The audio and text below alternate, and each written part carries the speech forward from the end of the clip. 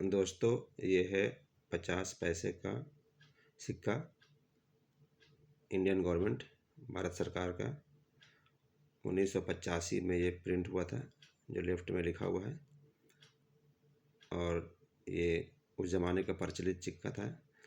अभी भी कुछ लोगों के पास में, जो पुराने लोग सिक्का रखते हैं, उनके पास में ये होगा। और ये सिक्का जो है उस बहुत बेहतरीन, देखने में अच्छा लगता था। और उसका कंपेयर नए सिक्के से कर रहा हूँ। बगल में नया सिक्का है जो आज की डेट में रनिंग में है। देखिए इसको, ये सिक्का को आप लोग पहचानते होंगे। ये सन 2000 का सिक्का है। और ये तो देखिए, इस सिक्का इस तरफ में, पीछे तरफ में कुछ ऐसा दिखता था।